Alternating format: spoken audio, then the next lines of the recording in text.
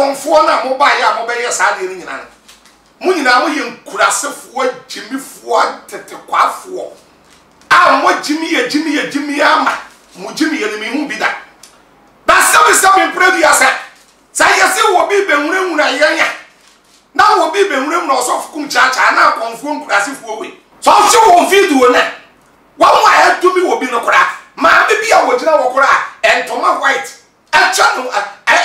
chaswadi aboni mu a wono kora wada no meyese kwa sampani na wo bodu ya no wono kora wada no meyese kwa sampani na wo dwan no wo charity wo nyina da no meyese mo kora mo dome mo hodeda na ya na ya me ya mo nsan komra momra midin the prophet Kumchacha mo komra Did the Okoba, the traditional teacher, master of Okoba Kingdom. Yeah, we have the Okoba Kingdom. Yeah, and then you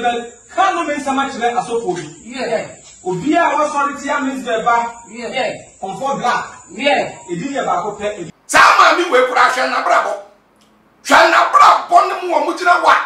Wa ye mutiri mu due ni enson kuru nsuo. Kwasiafo akonfo. Da ye be kese sofo bia. Wa ka Mzbel basem. Mojibi yo kojina duya ho da fure duya nana wo kwasia so kojina buwo ho ebo efre ebo nana wojimi so kojina nsuo ho eye nsuo eye menanda wonnimu nyansa dati akonfo na mo begina wa mo de nsagu fom a mo yi apaya mo se mo gu nsa ni nyina me se mo ye nnai mo ye nwan mo ye nkwasiafo mo nimu nyansa wo sofo ko adudo so wo ye kurase ni sofo asofo de boso yi aduma wo ye kurase ni sofo but me sofo Kumchacha de wo nyame obi a wo suo nyame bi onim nyansa wo ye sofo wo ye minister wo ye MP wo ye soldier wo ye police what is saying now suo nyame you are totally fool page mekwa oye apabene the bano live streaming video coverage and now say pictures on who anyo bibia city event masters and internet say ye say your wedding birthday parties anniversaries any nia ekeka ho ye dwumedia fa hye to chiom o ma homa true for iso 0594 603 869 Jometro akwaye ewo abeka La Paz a free pipe quantimpon soa eye papa die and no one city event masters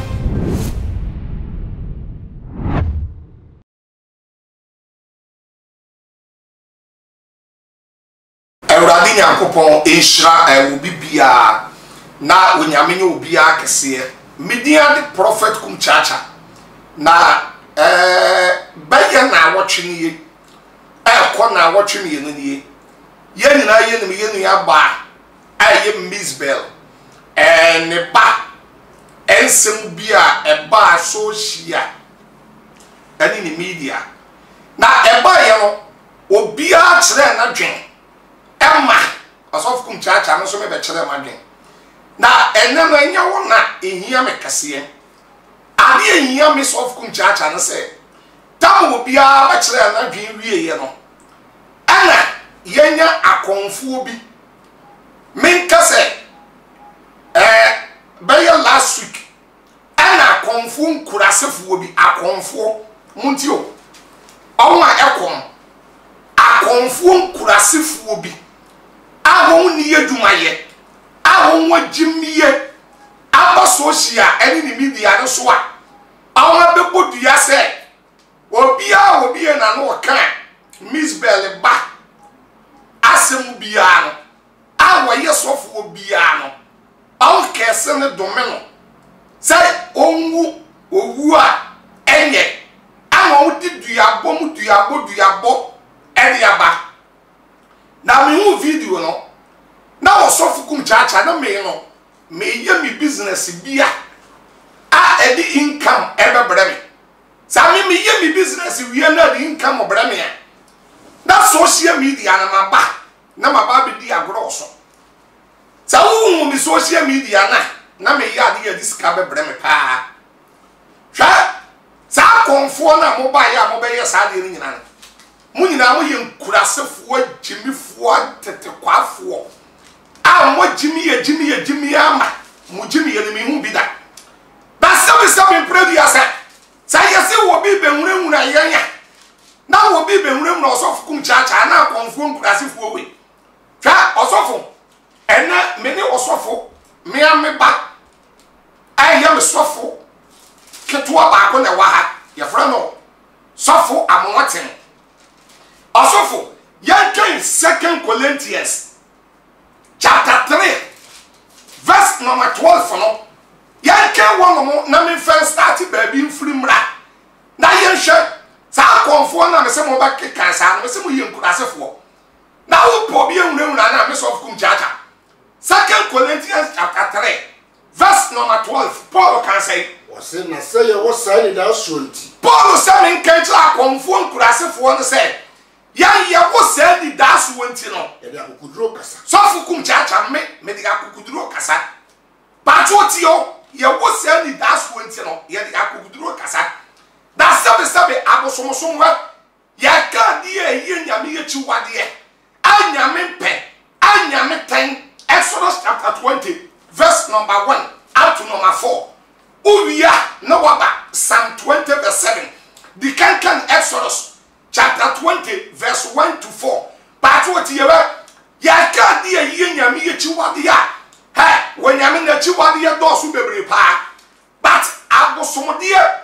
ani abosomosom aye nyame ye chiwade ya baako aye nyame ye chiwade ya baako ati akonfo ne muntie akonfo na mo ba social media na mo bejimi ya ana sofo ni ye kuno na mo amote wakura se mo wu na mo na social video na hwama mi bia wonu gina wa entoma chichire no sama mi we kura hwa na brabo ne mo gina wa mo ye mutiri mu due ni enson kuru nsuo kwasiafo akonfo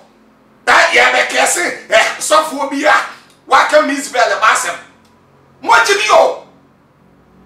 mojibi papa Exodus 20 verse 1 wakase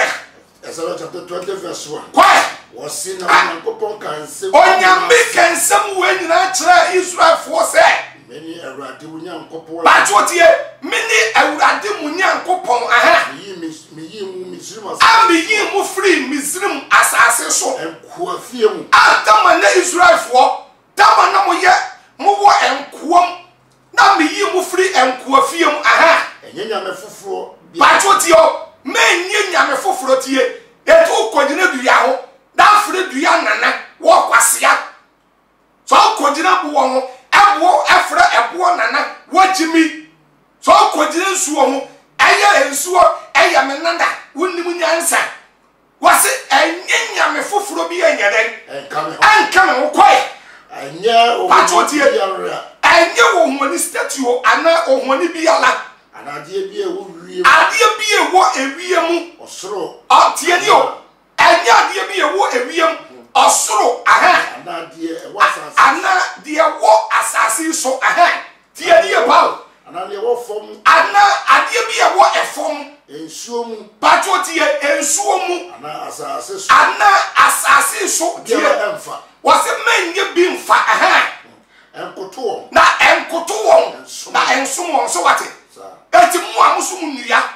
mu amusum abo ene mu amusum ha ensuo ene mu amusum saade nyina no munnim nyansa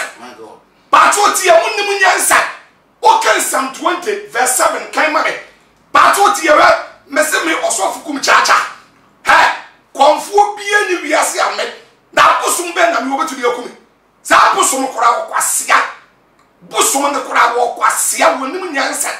da movie say ya to one no ye wonyame ani ye ni nyame na mo yie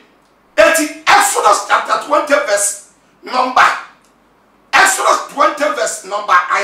11 no wonim de wo ho Exodus 20 so for the kind baby ama na mame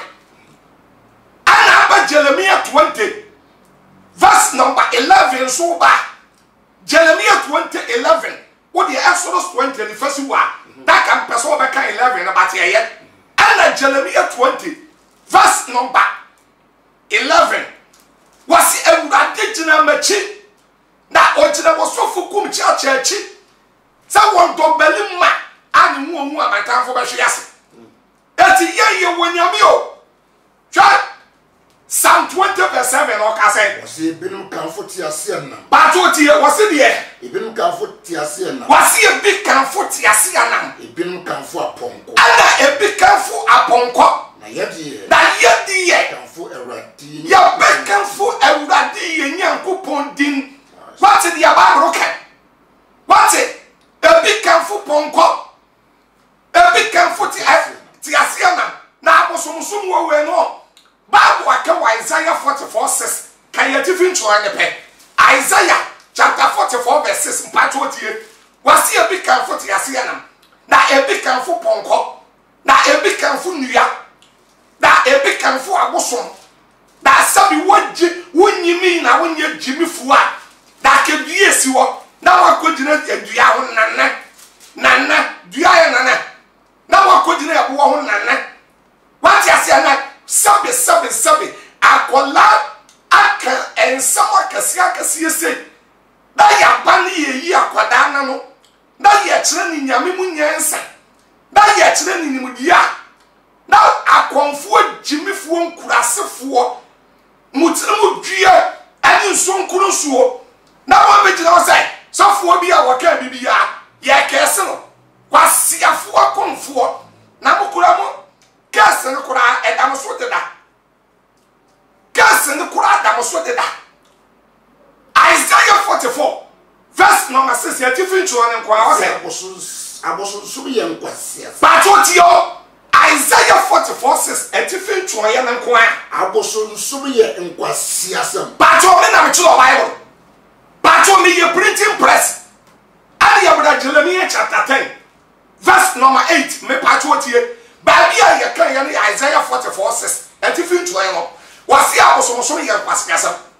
etu obi osumbusun bi awe ye kwasia obi osumbusun bi awe ni nyansa Bible enye sofu Kumchacha na tuo ye ha minye printing press ya tuo Bible ne mini wo listen to me kwasiafo akonfo mu afiefi adam kankan adam mutirimu due better say ye domi Kumchacha ye domi sofu obi okansa kwasiafo mu anum ye na famodeda mimi ye nyame ba Numbers 23:19 Numbers 23:19 say when yankopon nye nipa no di atoro ana woni pa ba awo beka bibi wo sofu Kumchacha ho emamuda ana Numbers chapter 23:8 wasi abaye dan ana du wonyame mo ni dua no nipa dua bo beka no na ebaye dan ana du wonyame kese no woni pa kese beka no etu wonyame mo mi dua konfu jimifu kurase ni wanu nsuo bagaya se preko kwasia bu join me wa bi jo se ye domi sofu Kumchacha na obi a waka Mzbel ba asem bia ye domi no Jeremiah wa bi pachobe bi chapter 10:8 Jeremiah chapter 10:8 waka se na wonyina ye jimifuo ne kwasiafo what Bible say mu amusu nyina we ya de jimifuo ne kwasiafo pacho Bible me na me choe pacho me ye printing press Jeremiah chapter 10:8 wase di yen wase na wonyina ye jimifuo ne kwasiafo ha mu amusu nyina Bible say mu ye jimifuo ne kwasiafo awoni kire eya what you say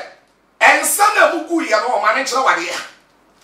yanko Jeremiah 7:18 pacho tie ensa na kwasiafo ni begu ya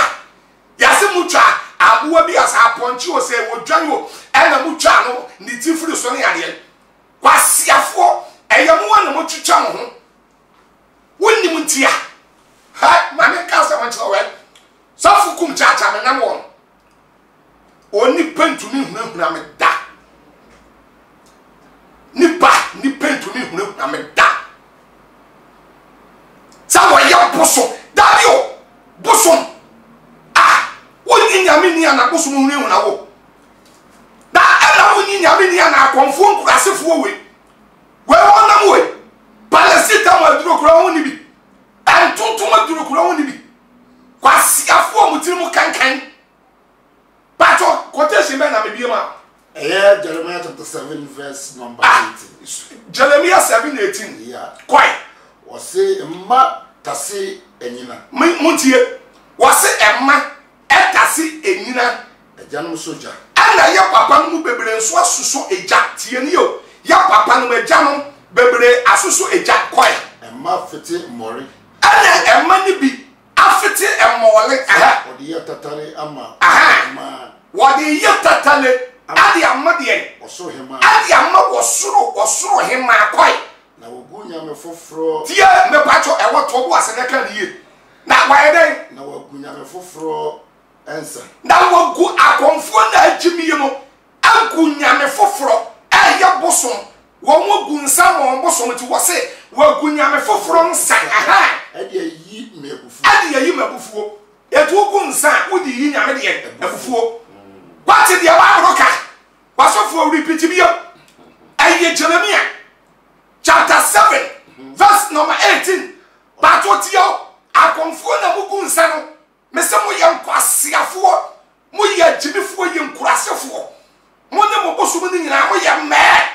Ayem kwasiafo ye jibifo. Me did the prophet Kumchacha. Me di no prophet Kumchacha. Tie Jeremiah chapter 7 verse number 18. Mami for me handkerchief. E waipo. My jaw came. Yan ko so for Emma tase enyina. Aha. Na ejanum soja. Na emma fete mori. Me patrotie one by one. Emma tase de enyina. Koi. Na ejanum soja. Na ejanum soja. Na emma fete mori. Na emma fete mori se. Ori ya tatale ama. Adi yetatale. Adi amenya me foforo wosoro hema. Aha. Wadi yetatale. Adi ama wosoro hema koi. Enyame foforo ensa. Mutio. Da me abufuo. Egurade. Wa kunyame foforo nsa. Adi ahyamede yen.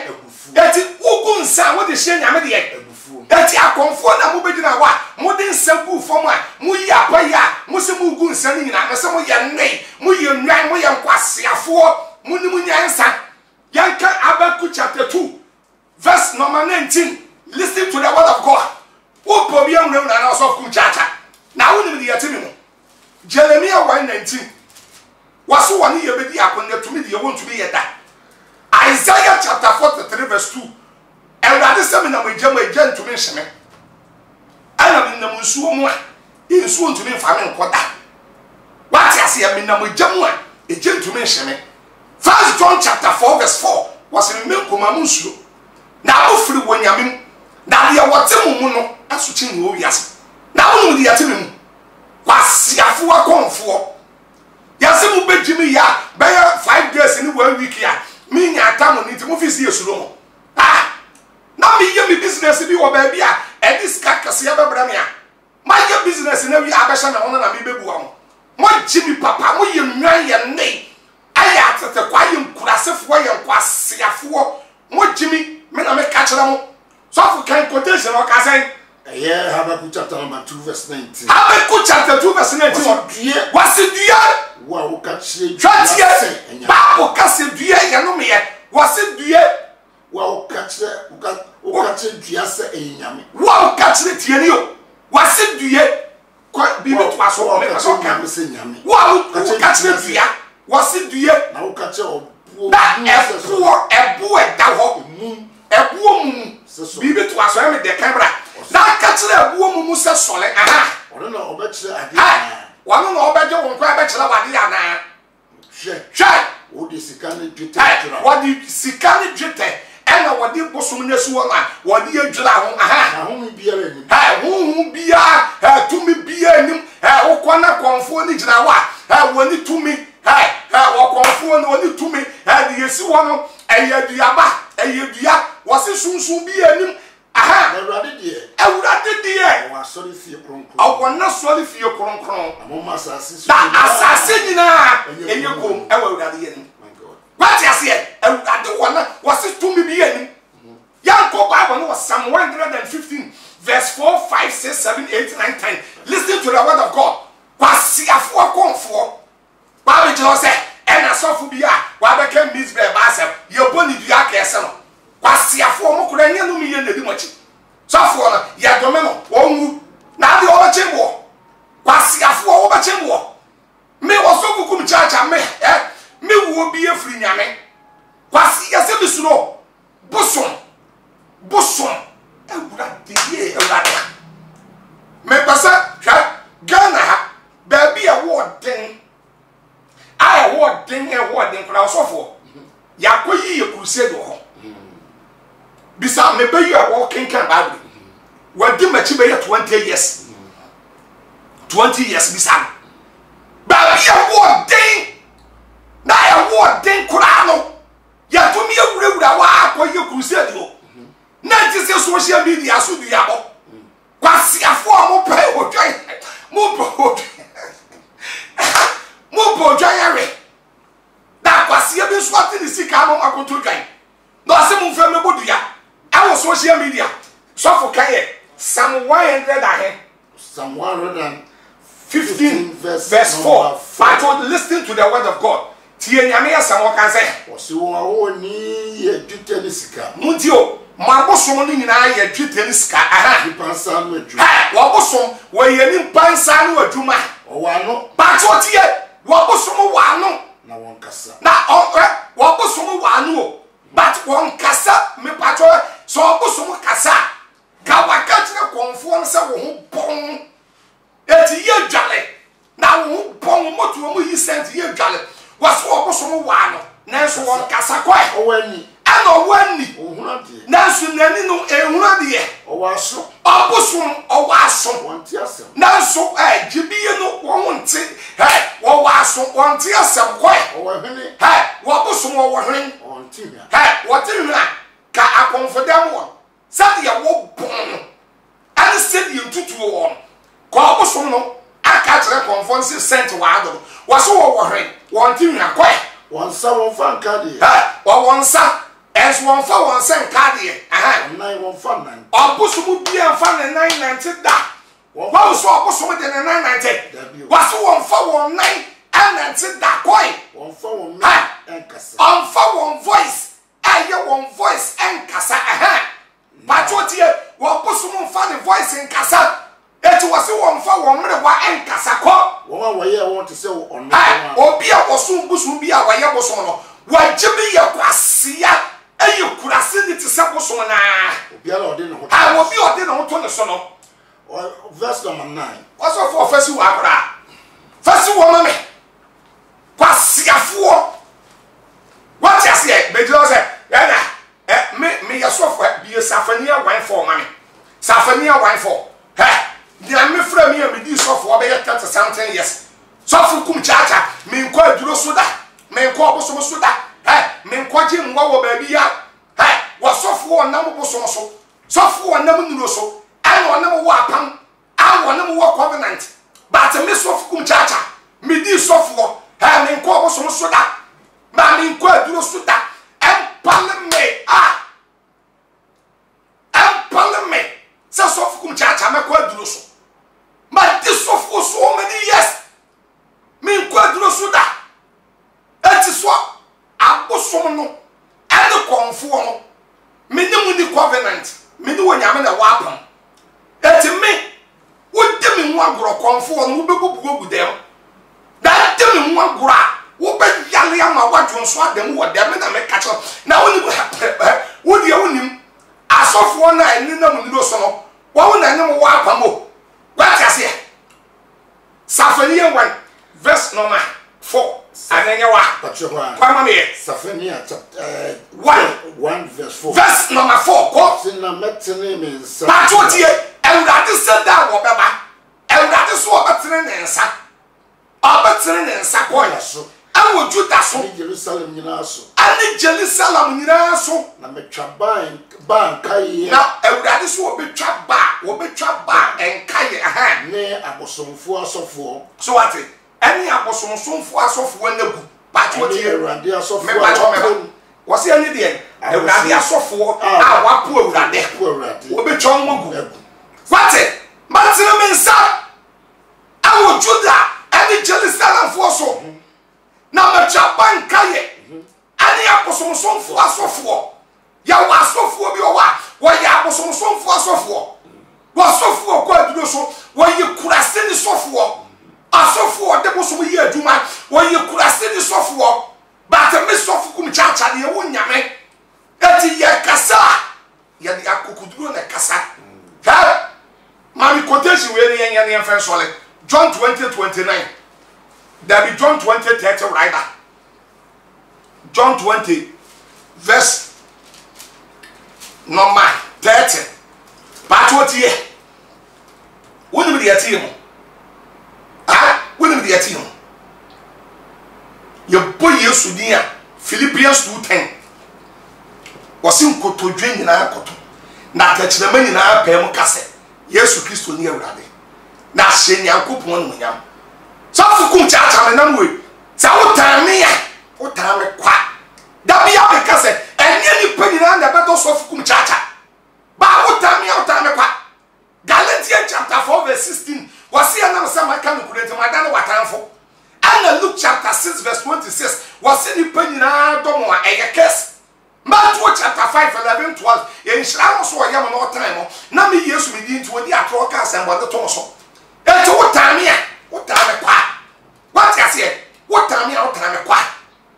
Osofo just no kind enko John 20 verse 30 John chapter 20 verse number 30 kind of o say asem yi botai asem ne botai patoti na afei senteni pi enso wo ho a Yesu ye John was in afei Yesu Kristo ebe wi ase no ensentire ni bebre wo wa yes Yesu Kristo ye eba asase we so no Osofo me ba Yesu bai wo ma kwatafo mfi adi frafo mu na de maami amoja tu ni fie du mi no bacho maami ni nya yansa Lazarus wu ye onyane no wase na fe ensentire ni bebro wa Yesu ye wo asuafo nanim a wantro e wo Bible nim koi na ye num a watro no momu eni say Yesu no me ba opomba wase ye na watro say Yesu eyi nyame ba so for me ba what miracles bebro wa Yesu ba wa ye wantro na wase ye na watro say nyame ba Yesu Kristo ye hen ba nyame ba Yesu ye hen ba nyame ba obi tu ene nyame bi ani wo Yesu bi ani wo kwasampa ni wo se di wo woni di wo wabusu apani wo wabusu apani di wo Yesu di woni wo Psalm 14 verse 1 obi a wo ye jeje na kana ko mo se nyame ni wo se kwa me pepra wo kwajo bonso wo se woni wo nyame di woni wo se mujidia mubenya kwa ewo ni dinim essentially bebro wa Yesu ye ya wancho we wacho se munini nyame kam ya Proverbs 18:6 we never ye last yamam Proverbs 18 verses the Osof Kumchacha ambasa me ka do say woni pentumi nti nyame ase da obeye de ati nyame ase God is brofo am kan say God is a miraculous God. God, and nyame obati na se no onye nyame. Job kura ka wo Job chapter 5 verse 8. Was wo nyankopon no wo. Wo ye ne mu ehwehwemu a enye yi. Ya na obi bisa ena nyame enim sa bronsam ebe ba be hayen ena oto bronsam ena ode ne ba afom a da den ne nyame amana ntena soro. Basa we yan kwase akoshen. Isaiah chapter 55 verse number 8. Isaiah 55:8 no Ewurade say anya wadwen ni wo nyame adwen na enye wakwan ene wo nyame akwan ade ne nyame wato bronsam ba ye da ade ne nyame yese na ka wanye ni say hey Proverbs chapter 15 verse 3 Proverbs 15:3 was ye nyankopon wo soro na de wo pa no ye hey God is Alpha and Omega is omnipotent God. Hey, nyankopon wotena se yenye yie nipa fa okoronfo nipa kum wadi ewu nyame fa wanye koronfo ha wokuma woni ewu. First Samuel chapter 2 verse 6 Ewurade na ekum na omenkwa hey wodwe ni nyuma ho enye yie o ye supreme say ye supreme court ka asema eye final judgment a wo bi ntumi nka bi no say nipa kura aye was asisu ye fra ba bi supreme court ka asema eye fana na nyame na obetumi ebisa no kwashe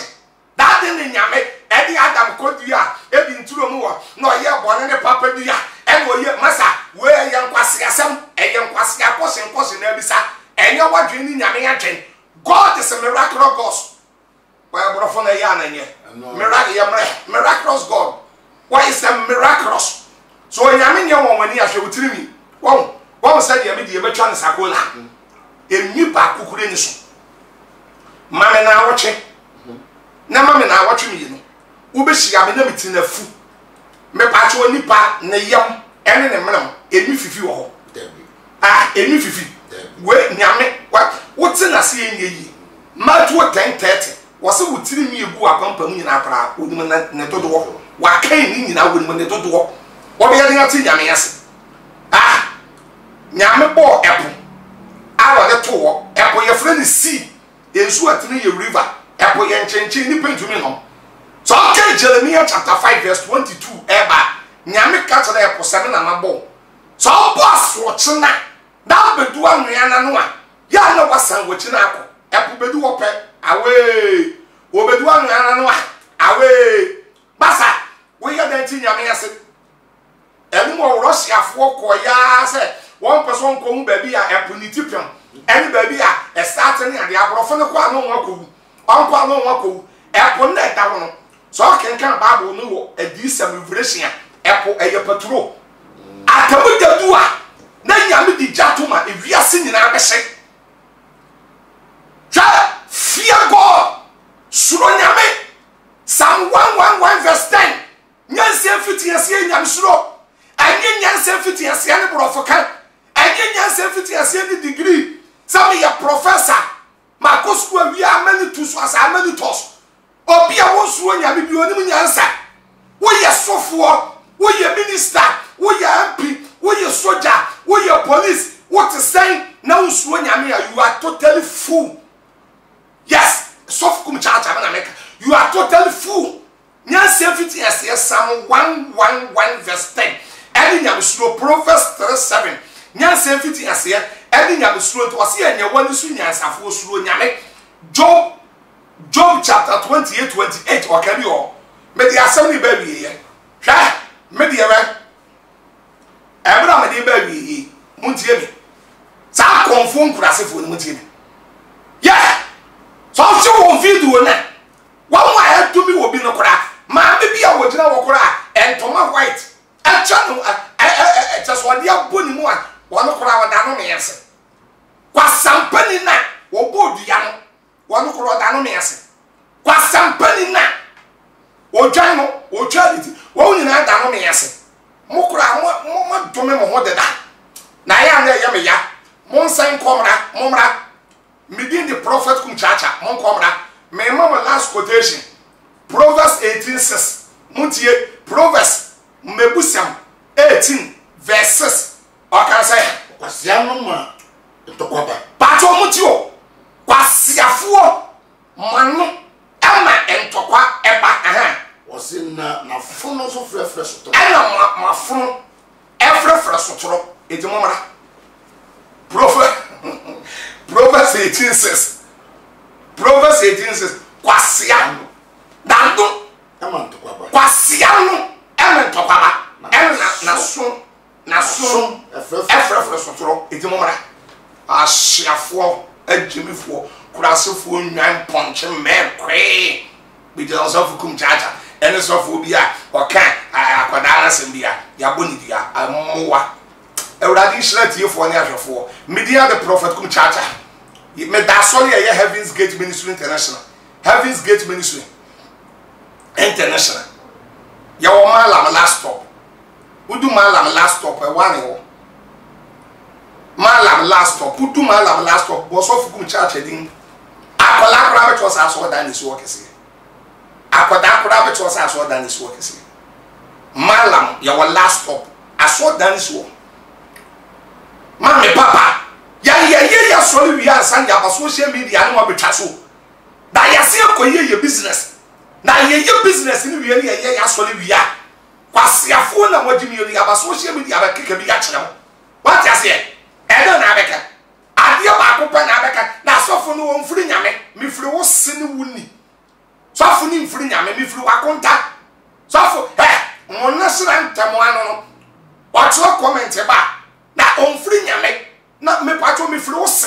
won free nyame me free wakontam to baabi a me free ne fa me kosa wo okura wanu wi anu jo to ama wo sese kakuro wo sese kusie so wo sese tai dai okura free nyame wa o semna wo ba besia wo de semna po wani ko wachi tum